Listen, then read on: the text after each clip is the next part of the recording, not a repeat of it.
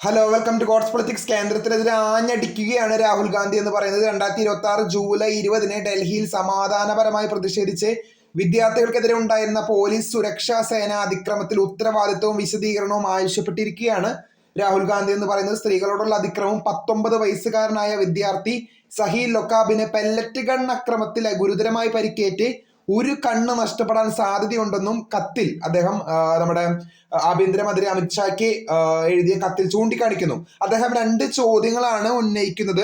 അതിൽ പറയുന്നത് ഇങ്ങനെയാണ്: വിദ്യാർത്ഥികൾക്കെതിരെ പെല്ലറ്റ് ഗൺ ഉൾപ്പെടെയുള്ള മാരകമായ ബലം ഉപയോഗിക്കാൻ അദ്ദേഹം അനുമതി നൽകിയിരുന്നോ, അല്ലെങ്കിൽ ആരാണ് അതിന് അനുമതി നൽകിയത് എന്നാണ് രാഹുൽ ഗാന്ധി ചോദിക്കുന്നത്.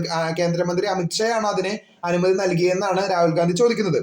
അതുപോലെ തന്നെ സാധാരണ വസ്ത്രം ധരിച്ച് വിദ്യാർത്ഥികളെ മർദ്ദിച്ചവർ പോലീസ് ഉദ്യോഗസ്ഥരാണോ അതോ മറ്റാരെങ്കിലും ഗുണ്ടകളാണോ, അവരെ വിന്യസിക്കാൻ ആരാണ് അനുമതി നൽകിയെന്ന് 2 ചോദ്യങ്ങൾ രാഹുൽ ഗാന്ധി ചോദിക്കുന്നു. അപ്പോൾ കേന്ദ്രത്തിനെതിരെ ആഞ്ഞടിക്കുകയാണ്. ആ ഒരു പ്രതിഷേധത്തിന്, ആ ഒരു വിദ്യാർത്ഥികൾക്ക് ഉണ്ടായ ഒരു പ്രയാസങ്ങളും ബുദ്ധിമുട്ടുകളും എല്ലാം ചൂണ്ടിക്കാണിച്ച ഒരു തുറന്ന കത്ത് തന്നെയാണ് കേന്ദ്രത്തിനെതിരെ രാഹുൽ ഗാന്ധി അയച്ചത്. കൂടുതൽ അപ്ഡേറ്റ്സിനെ കാത്തിരിക്കാം. ചാനൽ ഇഷ്ടപ്പെട്ടെങ്കിൽ ഷെയർ ചെയ്ത് സബ്സ്ക്രൈബ് ചെയ്യുക. താങ്ക്